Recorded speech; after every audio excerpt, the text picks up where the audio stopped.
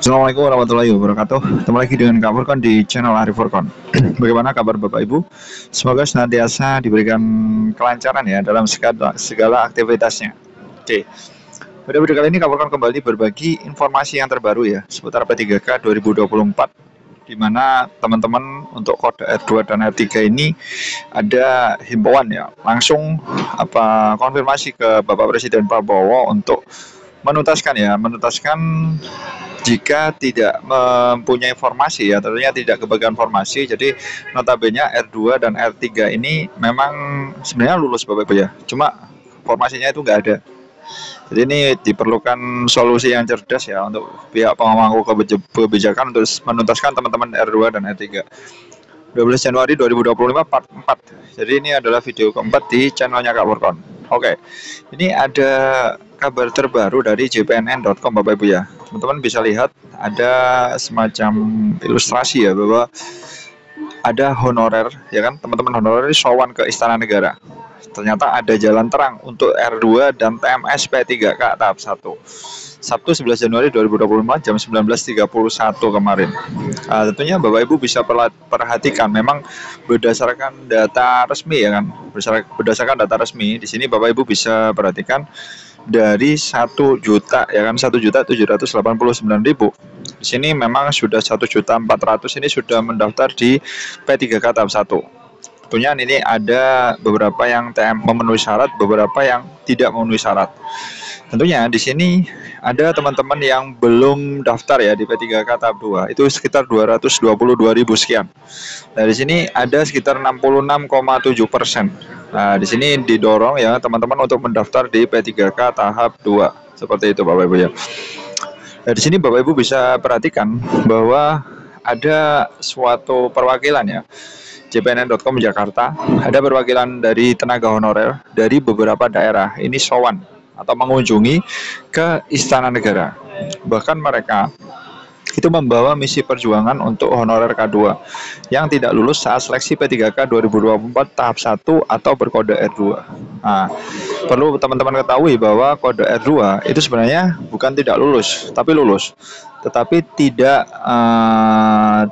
tidak kebagian formasi ya Bapak Ibu ya, tidak ada formasi.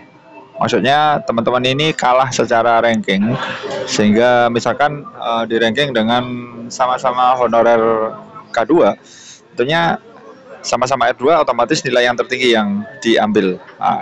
Jadi minimnya ketersediaan formasi ini menjadi suatu faktor yang besar ya untuk teman-teman ini, kodenya itu bukan R2-L tapi R2. Seperti itu Bapak Ibu ya. Oke. Nah, di sini Bapak Ibu bisa perhatikan bahwa begitu juga dengan honorer yang berstatus tidak memenuhi syarat atau TMS saat pendaftaran P3K 2024 tahap 1. Nah, selain itu kami menyampaikan aspirasi teman-teman tenaga honorer yang sampai saat ini belum bisa mendaftar P3K 2024 tahap 2 karena ditolak instansinya, kata Koordinator Honorer Tenaga Teknis Administrasi TTA Provinsi Sumatera Utara April kepada JPNN Sabtu 11 Januari kemarin ya Bapak Ibu ya. Seperti itu.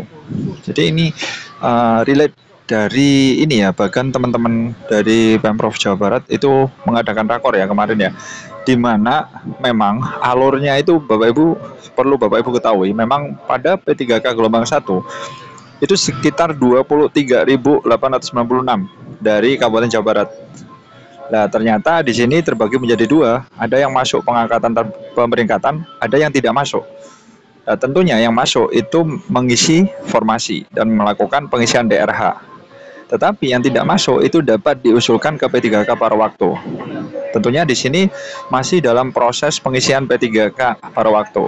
Tetapi endingnya sama, akan ditetapkan NI PPK-nya. Jadi antara paruh waktu maupun penuh waktu itu tidak ada perbedaan. Semuanya itu dapat NI PPK. Nah, yang membedakan nanti mungkin hanya tunjangannya Bapak Ibu ya. Nah, di sini teman-teman bisa perhatikan, bahkan di sini adalah penuh waktu, di sini paruh. Di sini paruh waktu. Nah, di sini tapi endingnya sama, ya kan? Ada penetapan NI PPK. Seperti itu Bapak Ibu ya. Oke. Bahkan di sini Bapak RVI juga semacam memberikan pernyataan ya Bapak Ibu ya, memberikan pernyataan bahwa dalam pertemuan perwakilan Deputi 1 Kantor Staf Presiden KSP Mas Yusuf pada 10 Januari kemarin, pihaknya didampingi Dewan Pembina Forum Honorer K2 TTTA Nurbaiti. Oke, tim Honorer K2 TTTA ini diwakili oleh beberapa daerah antara lain Tangerang, Bekasi, DKI Jakarta, Sumatera Utara, dan Sulawesi Selatan.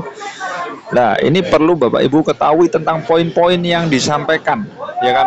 Ini semoga saja Bapak Prabowo bisa membantu ya teman-teman R2 dan R3 tentunya. Nah, poin yang pertama itu tentang masalah nasib R2 agar bisa dimasukkan pada penyelesaian P3K 2024 tahap 1. Meski harus paruh waktu mengingat keterbatasan kuota. Nah, ini poin yang pertama Bapak Ibu ya. Kemudian Bapak Ibu bisa perhatikan bahwa poin yang kedua itu adalah meminta agar teman-teman yang statusnya TMS tidak lagi mengalami hal yang sama di PPPK tahap 2. Oke.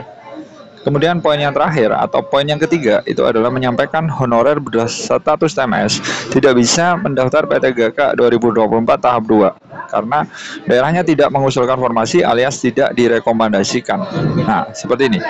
Jadi 3 poin ini disinyalir ya menjadi landasan utama bagi teman-teman agar secepatnya diselesaikan ya. Nah, semoga saja Bapak Ibu ya ini benar-benar terjadi. Nah, karena titah langsung dari Sang Presiden Bapak Prabowo Subianto tentunya ya Bapak Ibu ya. Nah, di sini mengenai permintaan tersebut, RVI ini menyatakan KSP memberikan respon yang positif. Nah, tanggapannya seperti apa sih? Yang pertama adalah jawabannya itu prinsipnya pemerintah akan menyelesaikan semua honorer yang terdaftar di database-nya BKN. Nah, jadi semua honorer itu akan diselesaikan teman-teman ya.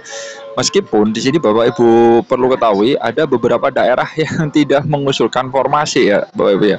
Tentunya di sini yang menjadi sorotan adalah Kabupaten Goa, Sinjai, Bangka, Gorontalo, sama Sopeng.